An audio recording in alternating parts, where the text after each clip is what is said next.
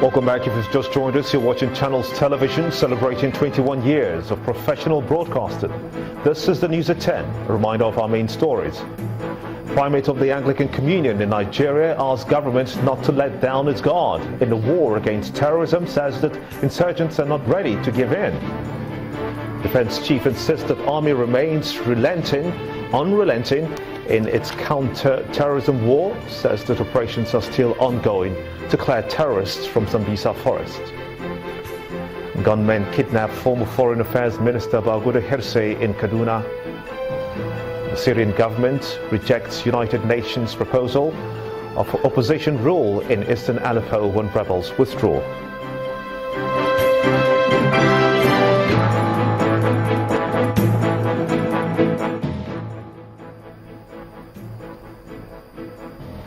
Do remember that all our top stories can be found on our website, is channelstv.com, and on youtube.com/channelsweb. Log on to m.channelstv.com to view us live on your mobile device. You can also download the Channels TV app for Android, iOS and Windows phones from their respective stores. Besides the news and updates, the Channels TV app has an eyewitness feature. We encourage you to use it to share those pictures, videos, or news of happenings around you. Just install the app, then tap and swipe to reveal the eyewitness menu and follow the instructions. The Nigerian Air Force says that it has destroyed another set of illegal oil barges in Rivers State. According to a statement by its spokesman, Group Captain Ayodele Famuyiwa, the Air Force says that two of the latest barges filled with stolen oil were set ablaze by NAF helicopters on armed patrol southwest, that would be southeast of the Port Harcourt refinery. The third barge, surrounded by canoes carrying drums, was sighted at One. The statement adds that while individuals around the barge and canoes fled when fired at, the barge and drums did not explode, indicating the possibility of being empty.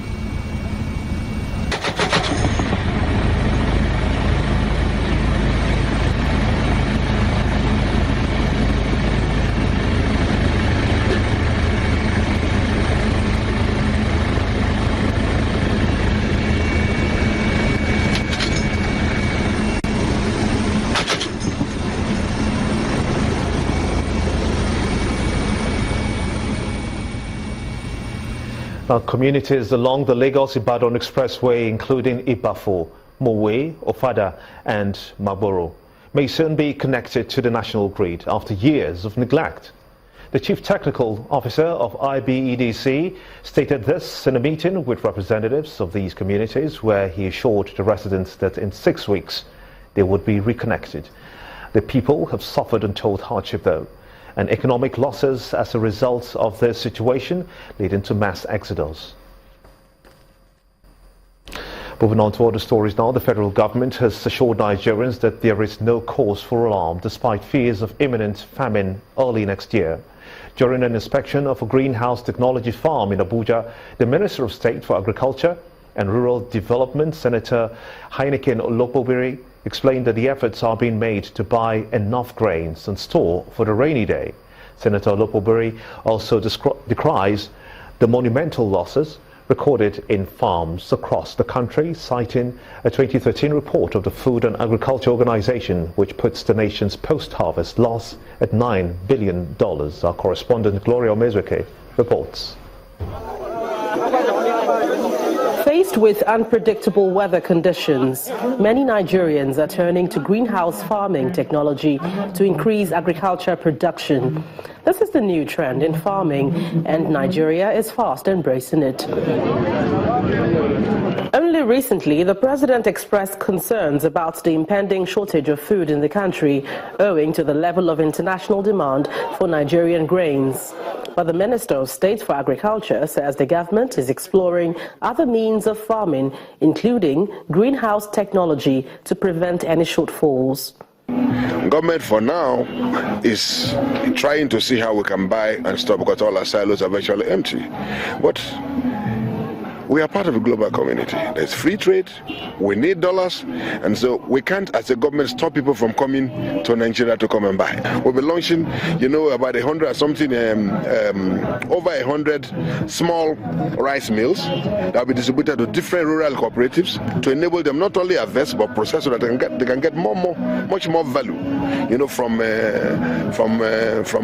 the rice that are producing. So there's no cause for alarm. Although the greenhouse technology is capital intensive, it provides the perfect climate and generates higher income. If you look at the yield that comes from the small space in the greenhouse and the way the irrigation is controlled and assured, it becomes very, very exciting. I would like to hope that not only will the senators embrace farming, but the senators' wives and women all over Nigeria, who are the first actually to nurture and to nourish, will see this as a very significant opportunity to feed the nation. Of course, you can see the kind of grains or the kind of crops or the kind of fruits that have been produced in this farm, and the need for open farming.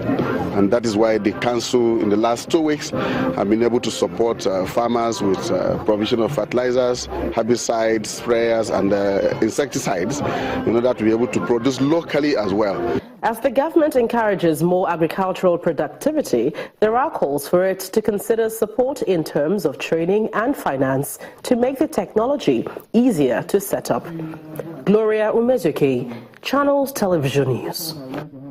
All is now set for the deployment of 200,000 unemployed graduates selected in the first batch of the present administration's plan to hire 500,000 Nigerians. A statement from the office of the Vice President says that the names of the selected graduates have now been sent to the state governments and the FCT, who will deploy them to their specific program assignments. Out of the 200,000 first batch, 150,000 of them would teach, 30,000 would work in the agricultural sector, and 20,000 in the healthcare delivery, covering the 3 specific program assignments. Altogether, the N-Power will engage and train 500,000 young unemployed graduates. It is a paid volunteering program with a 2-year duration that engages graduates in their immediate communities, where they will assist in improving the inadequacies in education, healthcare, and agriculture. On Monday, the National Bureau of Statistics released the country's latest inflation figures. Nigeria's consumer price increased by 18.3% year-on-year in October 2016, following the 17.9% growth in the previous month and above market expectation of 18.2%.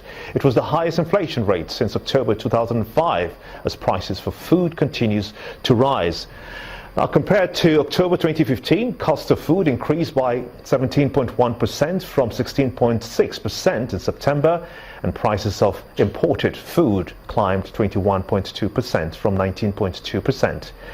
Additional upward pressures came in from housing and utilities, with 26.9% rise from 26.3% in September, clothing and footwear with 17.8% from 17.2%. Transport recorded also 18.2% from 18.1%, and furnishings and household equipment 13% from 12.4%. Channels Television's data analyst Jide Ogunsowo joins me on the news at 10 to discuss the NBS latest figures. I want to thank you so much indeed for coming. Jide, you saw those figures, you've perused them. As a matter of fact, the National Bureau of Statistics has shown the cost of goods have continued to increase, rising day by day. The impact of inflation so severe as the numbers we saw. Is that the true reflection of what is happening in the markets? It depends on how you want to look at it, but I'll share a quick story with you. And it's interesting because about 3 decades ago, I was a much younger student, and I had a maths teacher who was very wise. And he then told me that if, Jide, I give you 1,000 naira, and you give your friend 500 naira out of that 1,000 naira, how much will you have left? Now, today I can easily answer that question, but as a much younger guy, I couldn't really understand how much would be left if I did give a friend 500 naira out of my 1,000 naira note.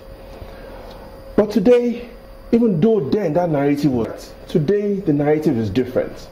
If you had 1,000 naira notes In May 2010, that's just about 78 months ago, that 1,000 naira today is worth only 500 naira. But that's just one way to look at it. Let's look at it in a different way. If you did put two 500 naira notes in an envelope in May 2010, and you kept it somewhere, two 500 naira notes, one here, one here.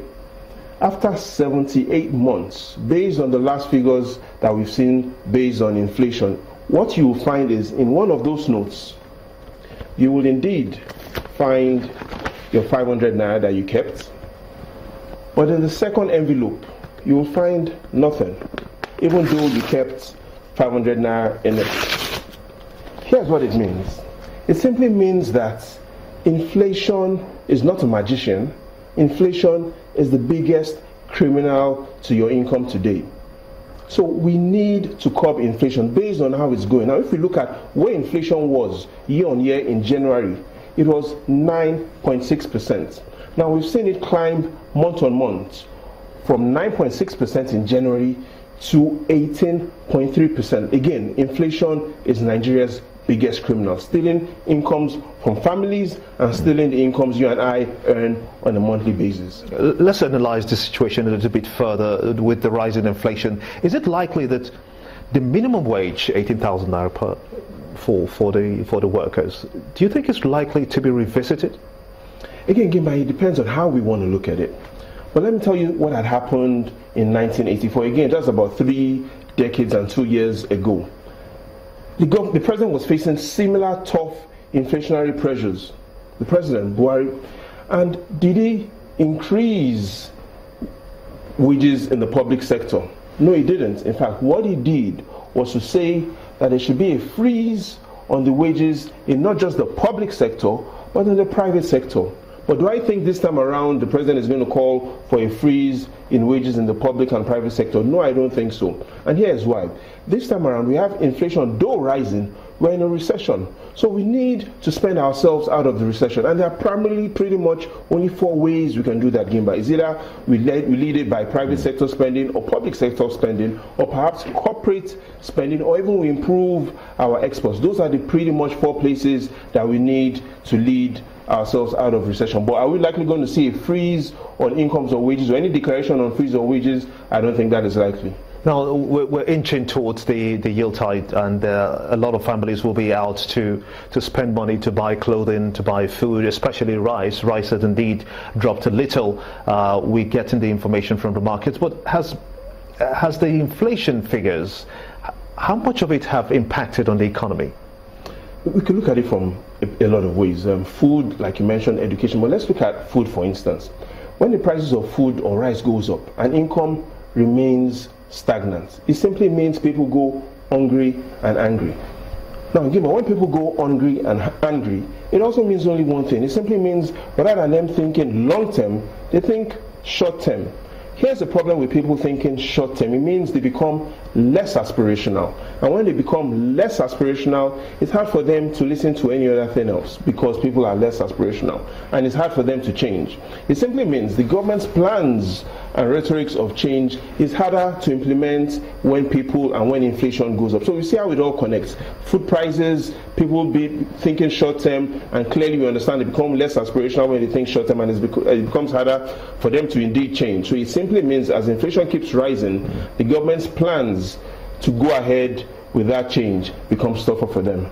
But on a more serious note, do you think that the president should increase salaries?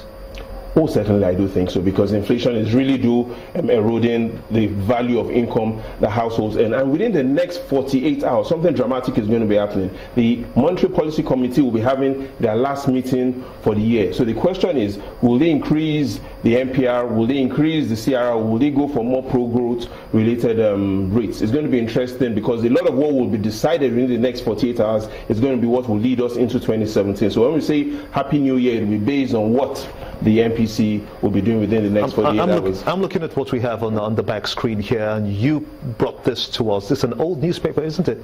Oh yes, what does this tell us? This is 3 decades ago, and just as we're having inflation at about 18% today, the president was under a lot of pressure based on inflation. So we can clearly see what his decision was then, and that was to freeze pay not just in the public sector, but because he was the supreme military ruler then, Gimba, he also had declared a freeze in income in the private sector. This time around, he's no longer the supreme military ruler, and I do not think he will be going with policies that will be a declaration on income freeze. I think what we're going to see is the CBN is independent. He will also continue to promote his pro-growth plans. The challenge is, right now, we have a rising inflation and we're in recession. So the question is, what kind of inflation will we get when we start growing? Jide Ogunsowo, Channels Television's data analyst, many thanks indeed for talking to us on the news at 10. Still ahead on the news at 10, our community report tonight explores a community in Akwa Ibom State where development is believed to be a myth. Join us again.